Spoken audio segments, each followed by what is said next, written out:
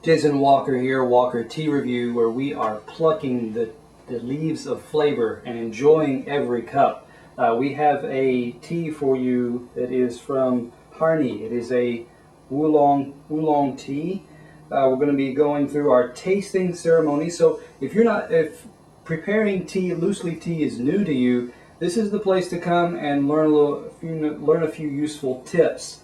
We've got our glass that we're going to be using. We've got our Gaiwan, which is Gai for lid or cover, Wan for bowl. That's what we're going to be using, this traditional Chinese style of preparation. We've got our hot water ready, and we have of course, our tea leaves. So let's go ahead and get this going. This is a Gaiwan from Grand Teas. It's about an 80 milliliter Gaiwan, a regular teaspoon here. And we're going to be using, because these are balled up tea leaves, and they're going to be expanding quite a bit, we're going to be, I'm picking off a little bit, so I'm using about 3/4 of a teaspoon here, because what you see is we've got quite a few loose or open spots along the spoon here. So that should be enough, because you'll see that this will expand quite a bit. So pour that right in. Our water that we're about to add has come close to a boil, because this is a greener, lower oxidized oolong, I should say. We don't want to go too strong, too heavy on the water temperature. So we're going to be adding enough water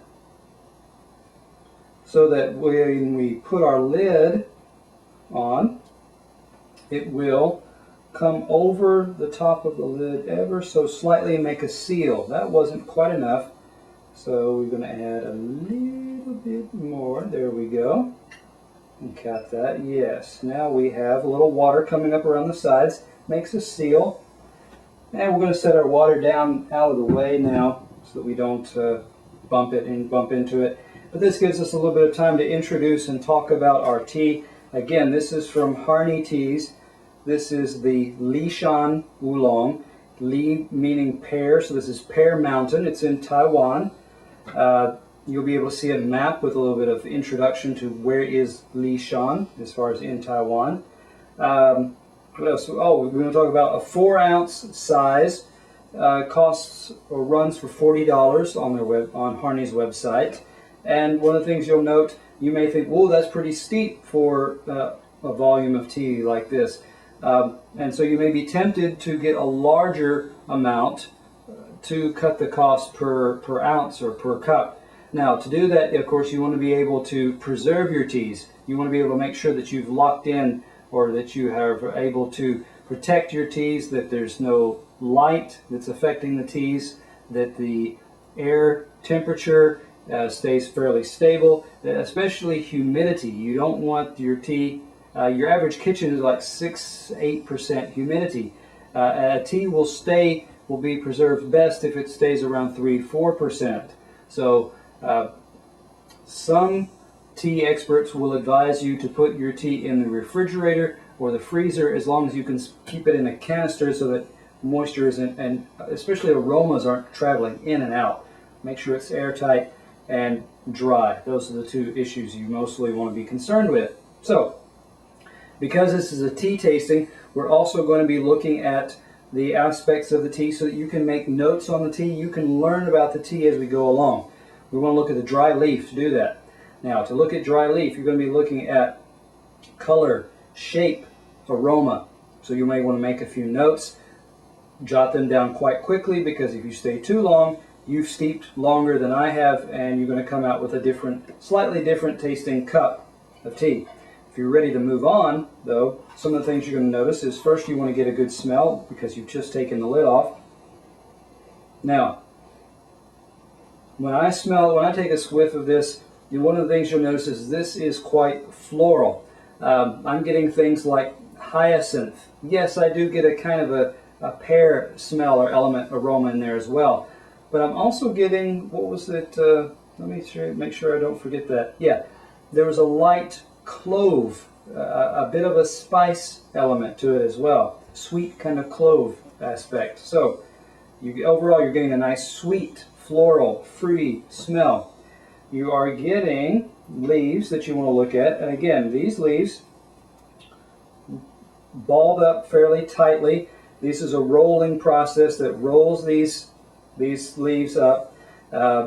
In doing so, it releases a lot of the juices within the leaves, and so those react and create some of your aromas and allow the tea to oxidize. So you're getting tightly wound balls. You're getting nice dark blue-green to green colors. And of course, these leaves are still, you can tell, they're still attached to a stem. Okay, so that's one of the first things you probably noted in your own tasting notes. Second, let's go to our wet leaf. Now, because this is quite full, and because when you steep, your edge of your cup can get quite warm. The way I respond to that is, I'll take my bowl, and my cup I should say rather, I get my pouring cup here, and then when I take the lid off, that allows the steam to rise straight up, and so there's a little bit less heat. Some of the heat has dissipated from the edge. And I will just start off this cup slowly so that and I rest the bottom on the rim so that my tea doesn't drip off to the side of my cup. Now that it's allowed some of the heat and the water to pass, now we can put our lid back on. Make a slight opening, lean your lid over to one side, and then you're able to hold it in the standard form and pour without scorching your fingers, without burning your fingers. Now, with that done, we're going to get ready now to talk about our wet leaf. And again, you may want to pause for just a moment, make your own notes to talk about the wet leaf, to talk about the aromas you're getting from the cup. And again, you want to be able to talk about any changes in the leaf shape or color. With this particular kind, because it is a balled, wrapped up leaf, we should expect that these have opened up and allow us to look at full-size leaves connected to stems. You may want to note, is this 2 leaves, 3 leaves connected to a stem?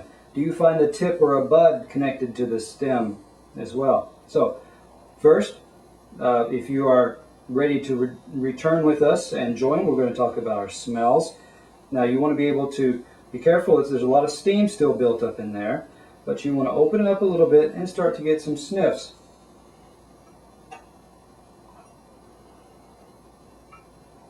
Yeah, I'm going to get kind of one more. Make sure it goes into the other nostril. Now, some of the things that I detected in our smell. I'm going to go ahead and let that cool off actually. I'm getting some, there's a green bean type of note that comes off of a lot of your greens and oolongs, lightly oxidized oolongs like this. A lot of kind of a green bean type smell to it. So that was there. I'm still getting some of that kind of hyacinth and pear. I'm still getting some of the floral notes. So that's quite pleasant, quite pleasing to know that those are still coming out. Okay, let's also look at, and I'll be able to turn my lid over like this and be able to dig around in your leaves. It's always fun to, if you like playing with your food, why not play with your tea? You see here we have, as we opened up, you do see a stem attached to a fully nice sized leaf. Let's go ahead and pull out a few others. Now what I've detected, let's see if we can find some. Yeah, here we go. We got 2 leaves. Well, yeah, 2 leaves and a tip all connected there to the stem. This one had 2 leaves connected there. So what we're getting is 2, 3. Sometimes you get a plain single loose leaf. Oh, where's my 3? Maybe even a 4 here. Ah, here we are. Now we've got 1, 2, 3 leaves and a tip. So always nice, bright, healthy looking leaves as well. Third, we are ready to talk about our liquor, and that is the technical term for your tea. You want to look at the color. You want to talk about any smells that you're getting off the tea. You want to be able to talk about, of course, the aromas that you taste or the flavors that you taste. You also want to talk about any kind of astringency levels. How drying does it feel in your mouth? You may want to rate that on a scale of 1 to 5. 1 to low astringency, 5 to extreme astringency. Other things you want to talk about: the aftertaste. Is the aftertaste prolonged?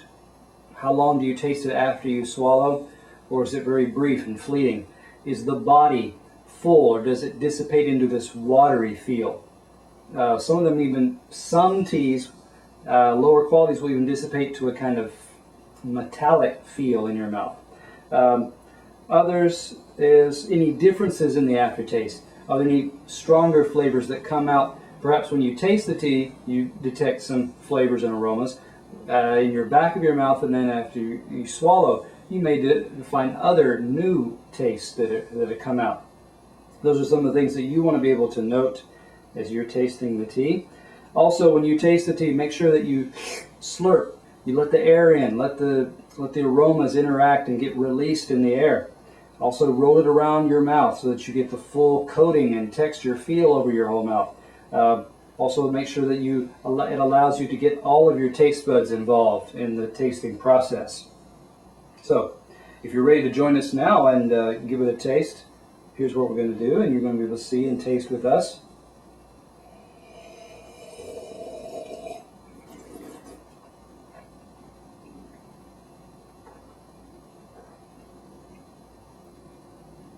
Yeah, one of the things I'm already noticing is quite smooth. The texture is soft, it's gentle, it's not watery, it's not overly creamy either, but it's smooth enough that it just covers your whole mouth, gives it a nice feel all over.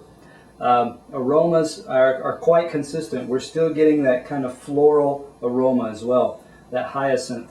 We're getting some of that pear, sweet, fruity aspect as well. The clove is very faint, a very gentle hint of that. Other things, when I notice that in the back of my mouth as I swallow, that kind of aftertaste, there's a gentle tartness, which is an excellent balance really with the sweetness and the floral to get a little bit of a tart kick at the back. That enhances that kind of fruity aspect to it as well. So, let's see, we talked about our aftertaste. Let me talk about anything else that we're going to talk about. Yeah, one thing we didn't look at was the color, and that's a nice rich yellow-green color, goldish green color. So that's a lovely color to look at, to enjoy as well. So this tea from Harney gives us a lot to appreciate. You've got some stunning leaves to really enjoy.